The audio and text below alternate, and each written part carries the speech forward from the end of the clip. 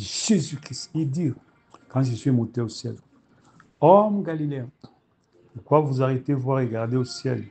C'est Jésus qui a été enlevé au ciel du milieu de vous, viendra de la même manière que vous l'avez vu allant au ciel.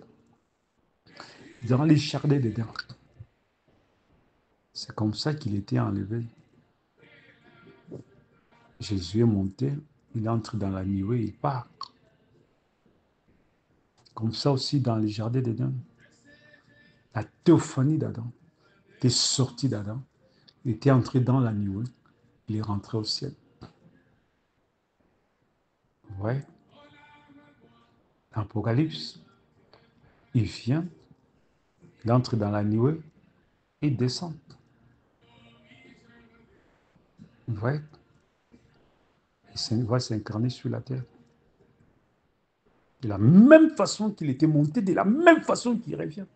Parce que la rédemption, comme je l'ai dit plus tôt, c'est l'opposé de la chute.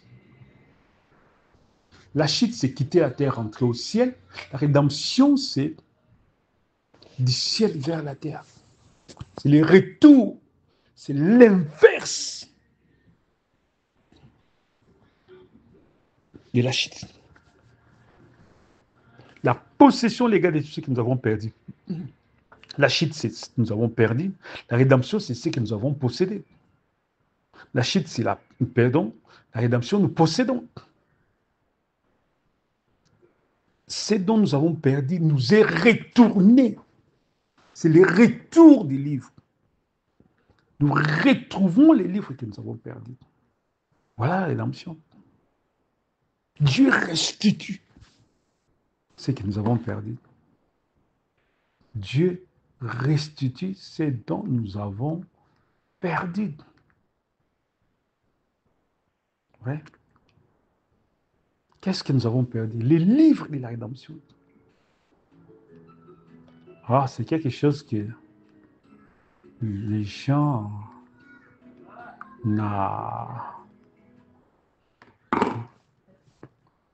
Ça veut dire, quand vous voyez Dieu faire une promesse aujourd'hui, c'est la chose que nous avons eue au commencement.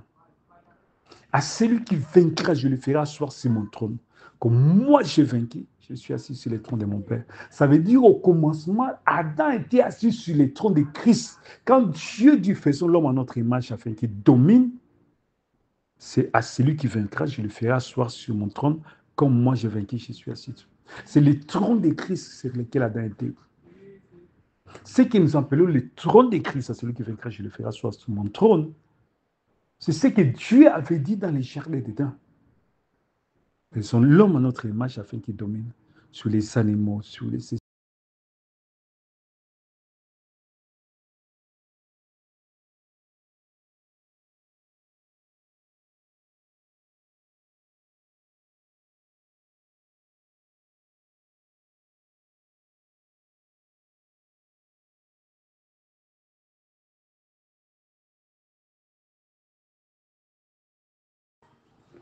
Donc, celui qui vaincra, je le ferai asseoir avec moi sur mon trône. Celui qui vaincra, le vainqueur. Qui est celui qui vaincra? Ici, c'est le processus de la rédemption. Ce sont les vaillants combattants par la foi. Des gens qui marchent par la foi sur les animaux, sur les ceci, cela. Qui puissent avoir la juridiction sur toute la création. Qui ne puissent jamais vieillir. Qui ne puissent jamais mourir. L'être immortel. Celui qui est assis sur le trône de Christ a l'immortalité. Il garde la jeunesse éternelle. Il ne tombe jamais malade. Il a l'autorité juridictionnaire sur toute la création. C'est comme ça qu'Adam était dans les jardins d'Éden. Ce sont des attributs qui ont été confiés, légués à Adam dans les jardins d'Éden. Car ces attributs sont attachés au trône. Et qu'est-ce que c'est le trône? C'est la parole. C'est la théophanie. Lui qui est assis sur le trône de Christ, c'est celui qui rentre dans sa théophanie. il retrouve l'autorité que Dieu nous a donné depuis la création du monde. Parce que la rédemption, c'est la possession légale de tout ce que nous avons perdu. Donc, nous sommes dans le processus de la rédemption. Nous sommes dans le processus de retrouver tout ce que nous avons perdu depuis la chute. Nous les possédons l'une après l'autre. Donc, chaque promesse que Dieu fait aujourd'hui, c'est ce dont nous avons eu avant la fondation, dans le jardin d'Éden.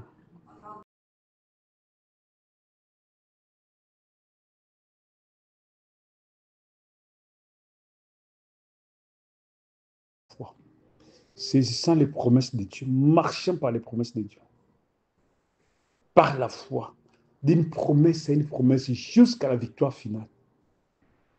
Alors, ils vont retrouver la position perdue par Adam et Ève. Et cette position, qui était faisant l'homme à notre image, selon notre ressemblance, qui domine, qu'il domine. Vous voyez? Cet homme à qui Dieu avait donné la domination, cet homme à qui Dieu avait donné l'autorité juridictionnelle sur la création, de dominer sur la prédominance, comme tel que Faubanam le dit dans l'air. Christ, c'est le mystère de Dieu. Aujourd'hui, nous sommes l'âge de la prédomination. Nous devons prédominer, ça veut dire nous devons avoir le contrôle total sur toutes les choses de la création. Toutes ces promesses font partie de ce que Dieu nous avait donné, que nous avons perdu dans la chute. Toutes les manifestations de Dieu que nous avons vues dans la Bible. Élie pouvait apparaître et disparaître. Cet attribut-là était dans Adam, dans le jardin d'Éden. Selon les humains, cette capacité-là, selon la divinité, cet attribut-là était dans Adam. Tous les miracles que vous avez vus, tous les prophètes de Dieu faire dans la Bible, jusqu'à aujourd'hui, tous les hommes de Dieu, les vrais hommes de Dieu dont je parle, étaient dans Adam. Ce sont des choses que Dieu avait placées dans Adam. Donc, s'il n'y avait pas la chute, il n'y aurait pas eu toutes ces manifestations-là. On n'aurait pas vu ça. Ouais. La chute a permis, c'est comme un livre qui a été ouvert pour que nous puissions lire les chapitres, ça veut dire quoi? Tous ceux qui sont cachés dans les livres. Quand les livres étaient ouverts, maintenant on a commencé dans page telle, dans page telle, dans page telle. Nous lisons, voyons, oh, Élie a fait ceci, Enoch a été enlevé, tout ça. Toutes ces manifestations-là étaient dans Adam. C'est l'ensemble des choses que Dieu avait placées à nous avant la chute. C'est l'ensemble des choses qui sont dans l'homme avant la chute. Quand je dis l'homme, très souvent les hommes voient seulement l'homme humain. Non, c'est l'homme théophanie, l'homme à l'image de Dieu. Ouais.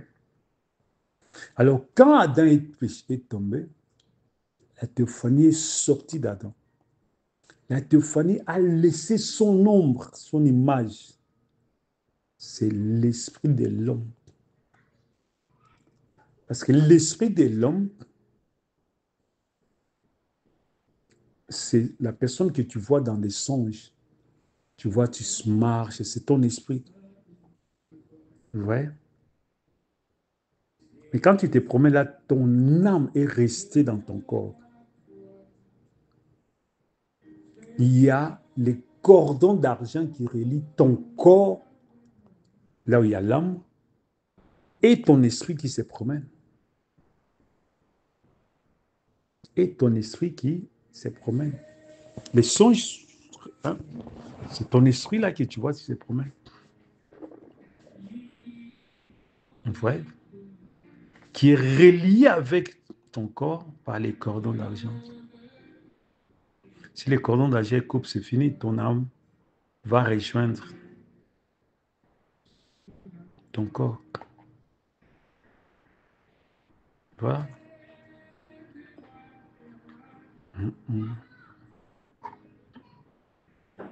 Alors, Parce que c'est dans l'esprit de l'homme où il y a la créativité. Très souvent, dans les milieux pentecôtistes, nous confondons l'âme et l'esprit. Non, ils pensent que l'âme, c'est l'esprit et l'esprit, c'est l'âme. Non, non, non. L'âme de l'homme, tu ne peux pas le voir, mais l'esprit apparaît, même c'est filmé. Ouais. L'esprit apparaît filmé parce que l'âme se trouve dans l'esprit. C'est dans l'esprit où il y a la mémoire, la créativité, les affections, comme l'amour, les pensions. C'est dans ton esprit. Quand quelqu'un dit il est agonie, ça veut dire son esprit commence à quitter son corps. L'homme, la personne a les yeux ouverts. Il voit mais il ne discerne pas. Il regarde mais ne voit pas. Il a les oreilles. Il entend la voix des gens mais il ne discerne pas qui parle.